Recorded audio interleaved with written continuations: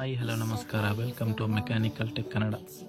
ಇವತ್ತಿನ ವಿಡಿಯೋದಲ್ಲಿ ನಾವು NS200 ಸಣ್ಣ ಮಾಡಿಫಿಕೇಷನ್ ಮಾಡಲಿಕ್ಕೆ ಇದ್ದೇವೆ. ಸೊ ಫ್ರೆಂಡ್ಸ್, ಈ ಒಂದು ಗಾಡಿಯನ್ನು ನಮಗೆ ನಮ್ಮ ಚಾನಲ್ನ ನೋಡಿ ಮಂಗಳೂರಿಂದ ಒಬ್ಬರು ನಮ್ಮ ಕಸ್ಟಮರ್ ಸರ್ ಈ ಥರ ನಮ್ಮದು ಗಾಡಿ ಇದೆ, ಮಾಡಿಫೈ ಮಾಡಿಕೊಡ್ಬೋದಾ ಅಂತ ಕೇಳಿದರು. ಸೊ ಅವರ ಡಿಮ್ಯಾಂಡ್ ಪ್ರಕಾರ ಇದರಲ್ಲಿ ಕೆಲವಾರು ಮಾಡಿಫಿಕೇಷನನ್ನು ಮಾಡ್ತಾ ಇದ್ದೇವೆ. ಈ ಒಂದು ಅವಕಾಶವನ್ನು ಮಾಡಿಕೊಟ್ಟಿರತಕ್ಕಂತಹ ಇವರಿಗೆ ಧನ್ಯವಾದವನ್ನು ಹೇಳುತ್ತಾ ಇವತ್ತಿನ ವಿಡಿಯೋವನ್ನು ಸ್ಟಾರ್ಟ್ ಮಾಡ್ತಾ ಇದ್ದೇವೆ. ಫ್ರೆಂಡ್ಸ್, ನೀವೇನಾದರೂ ನಮ್ಮ ಚಾನಲ್ಗೆ ಹೊಸಬರಾಗಿದ್ದರೆ ದಯವಿಟ್ಟು ಸಬ್ಸ್ಕ್ರೈಬ್ ಮಾಡ್ಕೊಳ್ಳಿ ಮತ್ತು ಬೆಲ್ ಐಕನ್ ಪ್ರೆಸ್ ಮಾಡೋದನ್ನು ಮರಿಬೇಡಿ. ಫ್ರೆಂಡ್ಸ್, ಇದೇ ರೀತಿಯ ಅನೇಕ ಮಾಡಿಫೈಡ್ ವಿಡಿಯೋಗಳು ನಾನು ಹಾಕ್ತಾ ಇರ್ತೇನೆ. ಸೊ ಇದರಿಂದ ನಿಮಗೆ ತಿಳ್ಕೊಬೋದು ತಾನೆ. ಫ್ರೆಂಡ್ಸ್, ಇವತ್ತು ಇದು ನೋಡ್ಬೋದು, NS200 ಬಂದಿರುವಂಥ ಸ್ಟಾಕ್ ಲುಕ್ ಇದೆ, ಯಾವುದೇ ಮಾಡಿಫೈ ಮಾಡಿಲ್ಲ. ಇದರಲ್ಲಿ ನಾವು ಹ್ಯಾಂಡ್ಲ್ ಮಾಡಿಫೈ ಮಾಡ್ತಾ ಇದ್ದೇವೆ, ಜೊತೆಗೆ ಪ್ರೋ ಡಿಸ್ಕ್ ಮಾಡ್ತಾ ಇದ್ದೇವೆ ಮತ್ತು KTM ಇಂಡಿಕೇಟರ್ಸ್ ಹಾಗೂ ಹಜಾರ್ಡ್ ಫ್ಲಾಶರನ್ನು ಫಿಕ್ಸ್ ಮಾಡ್ತಾ ಇದ್ದೇವೆ.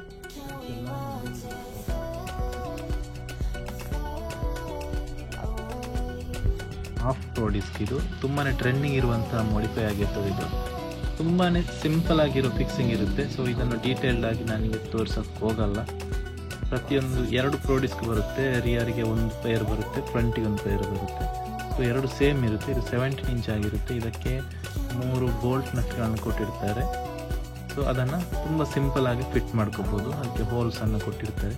ಫಿಟ್ ಮಾಡುವಾಗ ಒಂದು ವಿಷಯವನ್ನು ನೆನಪಲ್ಲಿ ಇಟ್ಕೊಳ್ಳಿ, ನೀವು ಬೋಲ್ಟಿಗೆ ಥ್ರೆಡ್ ಲಾಕರ್ ಗಮ್ಮನ್ನು ಯೂಸ್ ಮಾಡಿ ಅಥವಾ ಫೆವಿಕ್ವಿಕ್ ಕೂಡ ಓಕೆ. ಯಾಕಂತ ಹೇಳಿದರೆ ಅದು ವೈಬ್ರೇಷನ್ಗೆ ರಿಮೂವ್ ಆಗೋ ಚಾನ್ಸಸ್ ಇರುತ್ತೆ. ಫ್ರೆಂಡ್ಸ್, ಇದು ನಾವು KTM handle bar kit, conversion kit ಅಂತ. ಸೊ ಇದು ತುಂಬ ಟೈಪ್ ಬರುತ್ತೆ, ಬಟ್ ಇದರಲ್ಲಿ ಡೈರೆಕ್ಟ್ ಸೂಟ್ ಆಗುವಂಥ ಮಾಡೆಲ್ ಆಗಿರುತ್ತೆ. ಇದು ನೋಡ್ಬೋದು. ನಾವು ಅದನ್ನು ಫಿಕ್ಸ್ ಮಾಡೋಕ್ಕಿಂತ ಮುಂಚೆ ನಾವು ಎಲ್ಲವನ್ನು ಇಲ್ಲಿ ರಿಮೂವ್ ಮಾಡ್ಕೊಳ್ಳೋಣ. ಮೊದಲನೇದಾಗಿ ಸ್ಟಾಕಲ್ಲಿ ಬಂದಿರುವಂಥ ಹ್ಯಾಂಡಲನ್ನು ಫಸ್ಟ್ ರಿಮೂವ್ ಮಾಡಿಕೊಂಡು ಇದನ್ನು ನಾನು ಡೀಟೇಲ್ಡಾಗಿ ತೋರ್ಸೋಕ್ಕೆ ಹೋಗಲ್ಲ ನಿಮಗೆ.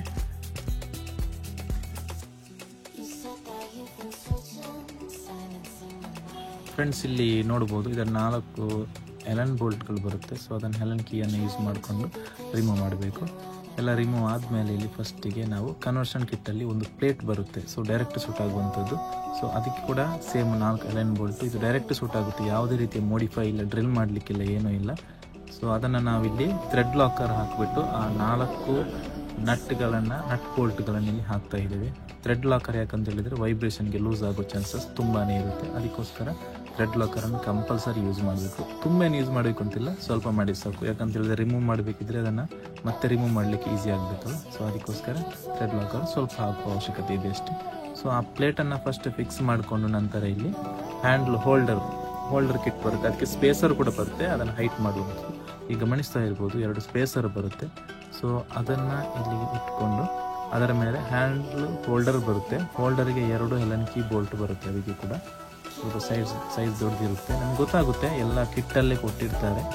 ಸೊ ಅದನ್ನು ಫಿಕ್ಸ್ ಮಾಡ್ಕೊಂಡ ನಂತರ ಇಲ್ಲಿ ಹ್ಯಾಂಡ್ಲನ್ನು ಫಿಕ್ಸ್ ಮಾಡಿ ಇದರ ಮೇಲೆ 4 ಹೆಲನ್ ಕೀ ಬೋಲ್ಟ್ಗಳನ್ನು ಥ್ರೆಡ್ ಲಾಕರ್ ಹಾಕಿ ಫಿಟ್ ಮಾಡಬೇಕು. ಟೈಟಾಗಿ ಫಿಟ್ ಮಾಡ್ಕೊಳ್ಳಿ. ಮತ್ತು ನೀವು ಹ್ಯಾಂಡ್ಲನ್ನು ನಿಮಗೆ ನಿಮಗೆ ಕಂಫರ್ಟ್ ಎನಿಸುವಂಥ ಪೊಸಿಷನ್ಗೆ ನೀವು ಅದನ್ನು ರೊಟೇಷನ್ ಮಾಡ್ಕೋಬೋದು. ನಿಮಗೆ ಫ್ರಂಟಿಗೆ ರೊಟೇಟ್ ಆಗಿ ಕಾಣಬೇಕಿದ್ರೆ ಆ ರೀತಿ ಮಾಡ್ಕೊಬೋದು, ಅಥವಾ ಸ್ಟ್ರೈಟ್ ಈ ಥರ ರೊಟೇಷನ್ ಮಾಡಿಕೊಂಡು ಇದನ್ನು ಕಂಪ್ಲೀಟಾಗಿ ಟೈಟ್ ಮಾಡಿಕೊಂಡು ನಂತರ ಎಲ್ಲ ಫಿಟ್ಟಿಂಗ್ಸ್ಗಳನ್ನು ಹೇಗಿತ್ತು ಎಲ್ಲವನ್ನು ಹ್ಯಾಂಡ್ಲ್ ಸ್ವಿಚ್ ಎಲ್ಲವನ್ನು ರೀಫಿಟ್ ಮಾಡ್ಕೋಬೇಕು. ಸೊ ಅದನ್ನು ನಾನು ತೋರಿಸೋಕ್ಕೆ ಹೋಗಲ್ಲ. ಇದರಲ್ಲಿ ತುಂಬ ಸಿಂಪಲ್ ಆಗಿರುತ್ತೆ. ಹೇಗೆ ನೀವು ಬಿಚ್ಚಿರ್ತೀರ ಹಾಗೆ ನೀವು ರೀಫಿಟ್ ಮಾಡಿಕೊಂಡ್ರೆ ಆಯಿತು. ಫ್ರೆಂಡ್ಸ್, ಇದು ನಾವು ಹಜಾರ್ಡ್ ಫ್ಲಾಶರ್ಗೆ ಯೂಸ್ ಮಾಡುವಂಥ ಹಜಾರ್ಡ್ ಆಗಿರುತ್ತೆ. ಸೊ ಇದು ಮೋಕ್ಸಿ ಅನ್ನೋ ಒಂದು ಬ್ರ್ಯಾಂಡ್, ತುಂಬಾ ಟ್ರೆಂಡಿಂಗ್ ಮತ್ತು ಒಳ್ಳೆಯ ಕ್ವಾಲಿಟಿ ಇರುವಂಥ ಬ್ರ್ಯಾಂಡ್ ಆಗಿರುತ್ತೆ. ಚೀಪ್ ಪ್ರೈಸ್ಗೆ ಒಳ್ಳೆಯ ಕ್ವಾಲಿಟಿಯನ್ನು ಕೊಡ್ತದೆ. ಸೊ ಅದನ್ನು ಯೂಸ್ ಮಾಡ್ತಾ ಇದ್ದೇನೆ. ವೈರಿಂಗ್ ಬಗ್ಗೆ ಇಲ್ಲಿ ಸ್ವಲ್ಪ ಡೀಟೇಲ್ಸನ್ನು ನಿಮಗೆ ಎಕ್ಸ್ಪ್ಲೇನ್ ಮಾಡ್ತೇನೆ. ನಿಮಗೆ ಅದನ್ನು ನೋಡಿದರೆ ಖಂಡಿತ ಅರ್ಥ ಆಗಲ್ಲ. ಸೊ ಎಕ್ಸ್ಪ್ಲೇನ್ ಮಾಡ್ತೇನೆ. ತುಂಬಾ ಈಸಿ ಇರುತ್ತೆ. ಇದೇನು ತುಂಬ ತಲೆ ಕೆಡಿಸ್ಕೊಳ್ಳೋ ಅವಶ್ಯಕತೆಯೇ ಇಲ್ಲ. ಈ ಹಜಾರ್ಡ್ ಫ್ಲಾಶರಲ್ಲಿ 4 ವೈರ್ಗಳು ಬರುತ್ತೆ. ರೆಡ್, ಬ್ಲ್ಯಾಕ್ ಮತ್ತು 2 ಯೆಲ್ಲೋ ವೈರ್ ಬರುತ್ತೆ. ರೆಡ್ ಮತ್ತು ಬ್ಲ್ಯಾಕ್ ಪ್ಲಸ್ ಮತ್ತು ಮೈನಸ್. ಸೊ ಅದನ್ನು ನೀವು ಗಾಡಿಯ ಕೀ ಸೆಟ್ಟಿಗೆ ರೆಡ್ ವೈರನ್ನು ಕೊಡಬೇಕು. ಇನ್ನು ಬ್ಲ್ಯಾಕನ್ನು ನೀವು ಗ್ರೌಂಡಿಂಗ್ ಎಲ್ಲಾದರೂ ಅರ್ಥಿಂಗ್ ಮಾಡಿದರೆ ಆಯಿತು. ನಂತರ 2 ಯೆಲ್ಲೋ ಕಲರ್ ಬರುತ್ತಲ್ಲ, ಇದನ್ನು ಇಂಡಿಕೇಟರ್ನ ಪ್ಲಸ್ ವೈರ್ಗೆ ಕೊಡಬೇಕು.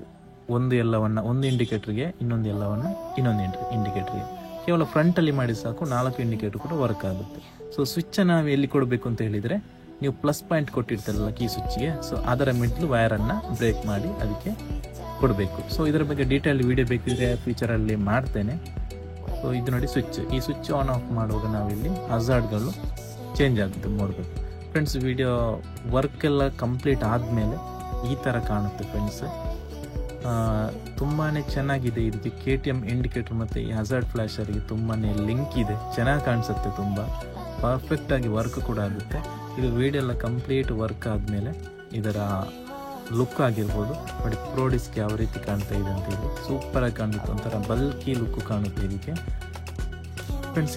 ಇಲ್ಲಿಗೆ ವಿಡಿಯೋವನ್ನು ಎಂಡ್ ಮಾಡ್ತಾ ಇದ್ದೇವೆ. ಇದೇ ರೀತಿಯ ಬೇರೆ ಬೇರೆ ವಿಡಿಯೋಗಳಿಗೆ ನಮ್ಮ ಚಾನಲನ್ನು ಈಗಲೇ ಸಬ್ಸ್ಕ್ರೈಬ್ ಮಾಡ್ಕೊಳ್ಳಿ ಮತ್ತು ಬೆಲ್ ಐಕನ್ ಪ್ರೆಸ್ ಮಾಡಿ. ಹಾಗೆಯೇ ಇದೇ ರೀತಿಯ ಕಸ್ಟಮೈಸ್ಡ್ ಮೋಡಿಫಿಕೇಷನ್ ವರ್ಕ್ಗಳಿಗಾಗಿ ದಯವಿಟ್ಟು ಕಾಂಟ್ಯಾಕ್ಟ್ ಮಾಡ್ಬೋದು. ಇನ್ಸ್ಟಾಗ್ರಾಮ್ ಲಿಂಕನ್ನು ಕೊಟ್ಟಿರ್ತೇನೆ, ಡೈರೆಕ್ಟಾಗಿ ಮೆಸೇಜ್ ಮಾಡಿ. ಮತ್ತು ನಮ್ಮ ವರ್ಕ್ ಕೂಡ ಅಷ್ಟೇ ತುಂಬಾ ರೀಸನೇಬಲ್ ಪ್ರೈಸ್ ಇರುತ್ತೆ ಮತ್ತು ಕ್ವಾಲಿಟಿ ಮೆಟೀರಿಯಲ್ನ ಯೂಸ್ ಮಾಡ್ತೀವಿ. ನಿಮಗೆ ಏನೆಲ್ಲ ನಿಮ್ಮ ಡಿಮ್ಯಾಂಡ್ ಮೇಲೆ ನಾವು ವರ್ಕನ್ನು ಮಾಡ್ತೀವಿ. ಸೊ ಜೊತೆಗೆ ನಿಮಗೆ ಅಪ್ಡೇಟ್ ಮಾಡ್ತಾ ಇರ್ತೀವಿ, ಜೊತೆಗೆ ವಿಡಿಯೋನ ಈ ರೀತಿ ಯೂಟ್ಯೂಬಲ್ಲಿ ಹಾಕ್ತಾ ಇರ್ತೇವೆ. ಸೊ ಕಾಂಟ್ಯಾಕ್ಟನ್ನು ಮಾಡಬಹುದು. ಸಿಗೋಣ ಮುಂದಿನ ವಿಡಿಯೋದಲ್ಲಿ. ಬಾಯ್.